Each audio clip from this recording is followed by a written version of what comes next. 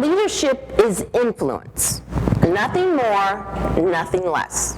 It's influence. Because if people don't follow you, you're really not leading them anywhere. And there's a great proverb that says, "He who thinketh he leadeth, and hath no one following him, is only taking a walk."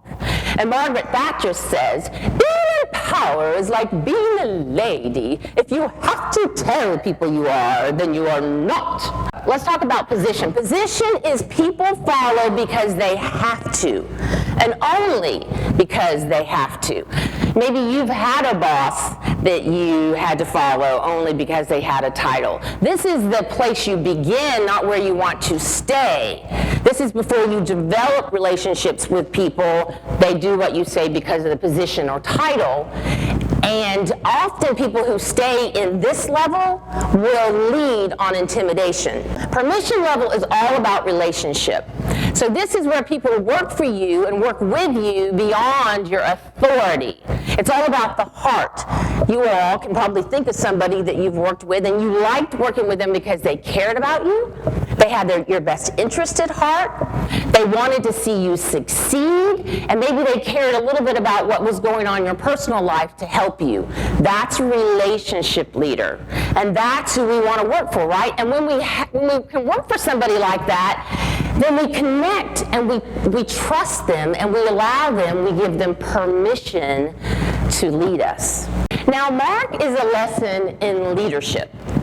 He didn't have to have a title. No one asked him to do it. He stepped up when there was a need.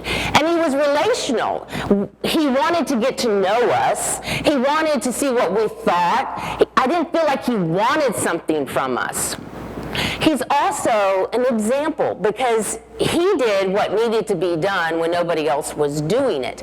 And he deserves to be able to ask us to step up and help. Zig Ziglar was a country guy, and he was a salesperson, and he says you can have everything in life you want if you just help enough other people get what they want. And it's so true. If we can kind of step out of our needs and work on the team, you're going to get what you want. People notice good work. This is what I learned about leading volunteers. They can leave whenever they want. They don't have to stay. And so I'm a very driven person. I'm productive. I want to get things done, and I wanted that set done, and I wanted it done on time, and I want you to be at rehearsal. And so I learned a lot about working with volunteers, is that I had to be more relational. I had to build relationships with them. It didn't come as easy for me as it did other people. I had to learn to balance the both. And when I did, we became more successful. I also remember being in high school. I went to a high school in a rural area. It was built in 1937. I can still see the numbers 1937 on it. It was built during the Depression. If you know anything about Depression, they had works so people could get back to work. So the left side was the junior high, and the right side of the building was the high school. And I remember standing in the junior high wing, the sun coming through the windows, and I had on a yellow hand-me-down dress, which I was happy to have because I didn't get a lot of clothes. And I remember those two same girls, went all the way through school with them, making fun of my yellow dress. I remember it like it was yesterday. You probably have a similar story.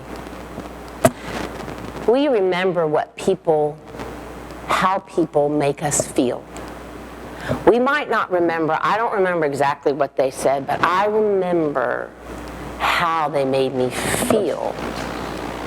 Extremely engaging with how she is. So being someone from the drama kind of industry with plays, she really knows how to grab your attention through the stories that she told, being very emotional stories, to something that you can understand. It was extremely engaging at all times, even from standing up, doing a small activity, sitting back down.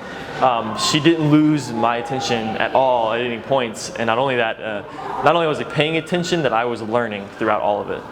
So I just heard Colene give her presentation, and it was really balanced. So that's what I really liked about it the most, is that there was a balance between like the professional aspects, like when she went through the different things that we want to do to be leaders, like the 1 through 5 and the mnemonic device. I really like that, but I like how she switched the tone and she went like to a more emotional side of why this is really important and why like you're like these strategies come in this kind of situation.